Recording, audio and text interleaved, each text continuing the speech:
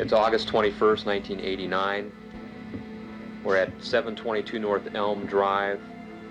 A reported double homicide. Present at the scene are Detectives Zoller, myself, and Lenahan.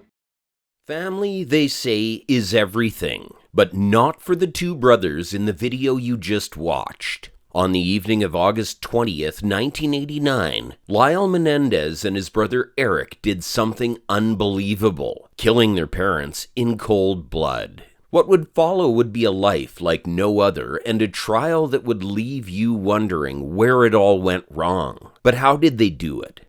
Why did they do it? And what really happened on the night Lyle and Eric said goodbye to their parents? Stay tuned to find out. Jose Enrique Menendez was born in Havana, Cuba in 1944 and moved to the United States at 16. He met his wife Kitty at Southern Illinois University and they had two sons, Joseph Lyle and Eric Galen. Lyle and Eric grew up in New Jersey, attending Princeton Day School.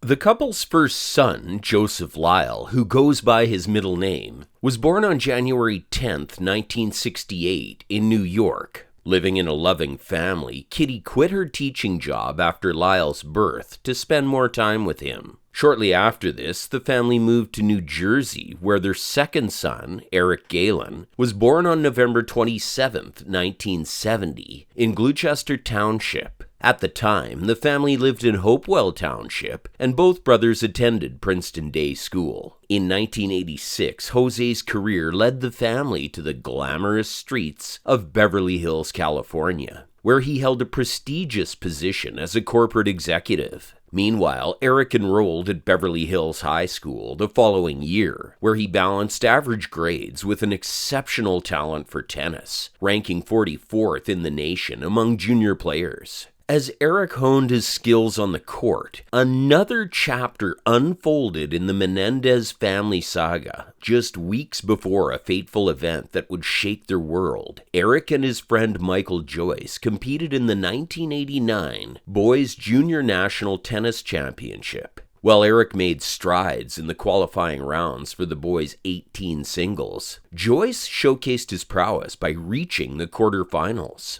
While Eric pursued his athletic dreams, Lyle's academic journey took a somewhat shaky turn at Princeton University. Despite his potential, he faced academic probation due to poor grades and ultimately found himself suspended for plagiarism. On the surface, the Menendez family looked like your average well-to-do family, but under the surface, trouble brewed and dark secrets were swept under the carpet. However, nothing could have prepared them for the evening of August 20th, 1989. On that dark evening, in the den of their lovely Beverly Hills estate, Jose and Kitty were confronted with a terrible nightmare as their sons, Lyle and Eric, marched in carrying shotguns with an evil swelling in their blood. In a terrifying turn of events, Jose was ruthlessly gunned down, the thunderous bursts of the Mossberg 12-gauge shotgun reverberating through the room as he received 6 deadly shots, including a fatal blow to the back of his head.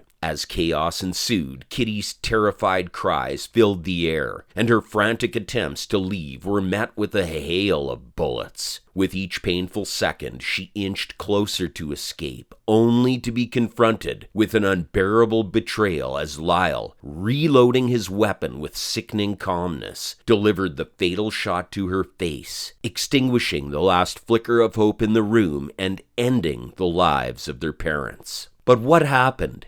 How did it get to this point? To truly understand why the brothers shot their parents, you need to look no further than their father, Jose. It all began in the summer of 1976, when Lyle was 8 and Eric was 6. Lyle and Eric's cousin, Diane Vandermolen, came to stay with them. After a few days, she told their mom Lyle was being sexually abused by his father. But surprisingly enough, Kitty sided with her husband and said Lyle was lying. Vandermolen would later recall that after the event, Kitty put Lyle upstairs, and that was the last Vandermolen heard of the claim. Did your father have sexual contact with you? Yes. And how did it start?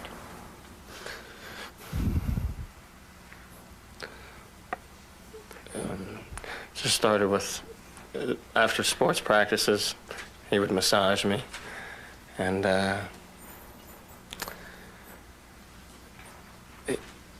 we would have these talks, and he would show me, and he would fondle me, and he would ask me to do the same with him, and I would touch him, and we would undress. Just became more involved. What do you mean more involved?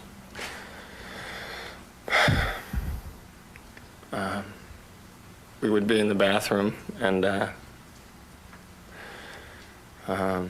he would put me on my knees, and he would guide me, all my movements, and I would...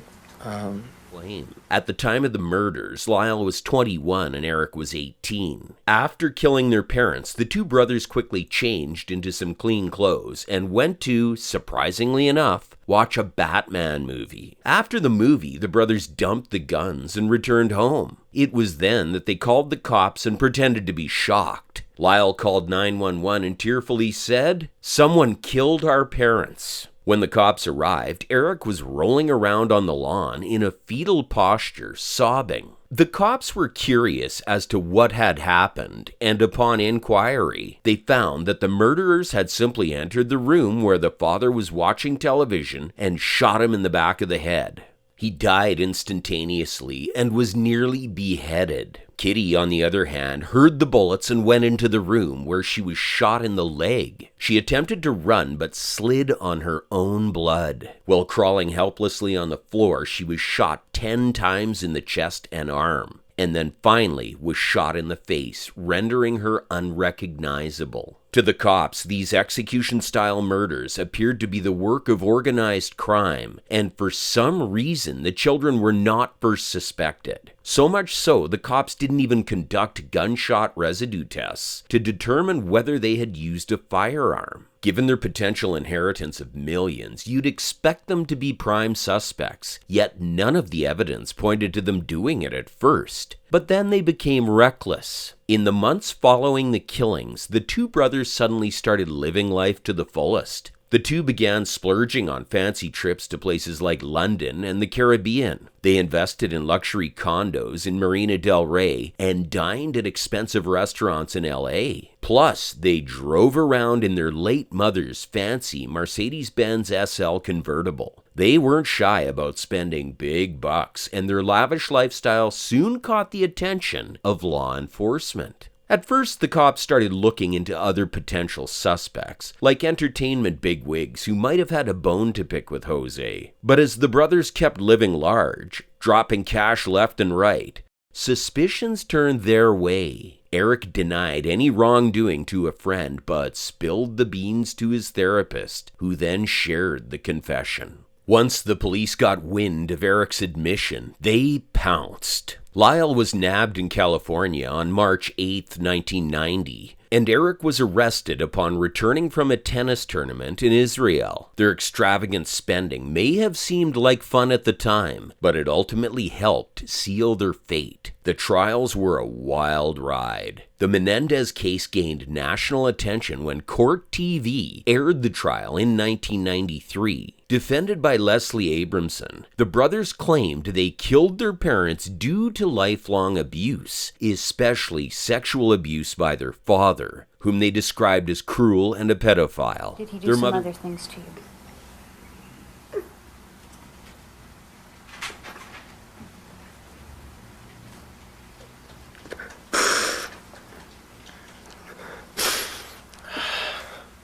Yes. What else did he do to you? Their mother was no better, as they described her as enabling and violent. The crazy part was that their family members supported the abuse claims, with a cousin coming out to testify. As the trial went on, the defense presented a photo allegedly taken by their father as evidence. However, the prosecutors argued the murders were for financial gain, which was strongly disputed by the defense. In the end, the trial ended with 2 hung juries. As it was a tie and no one knew what to do, there was a second trial. The second trial was even more controversial as it limited sexual abuse testimony and didn't allow for manslaughter charges. And as such, in the end, both brothers were convicted of murder and sentenced to life without parole. The jury in the second trial rejected the abuse defense, believing they were killed for inheritance. In the aftermath, their lawyer Abramson faced scrutiny but wasn't criminally investigated. The brothers, however, didn't give up and filed mistrial motions, citing misconduct. They were put in separate prisons up until April 4th, 2018, when they were reunited. The reunion was quite a sight as both brothers cried and hugged each other. No matter quite the contrast to when they were about to be incarcerated. We will spend the rest of our life in prison. But if we're not put in the same prison,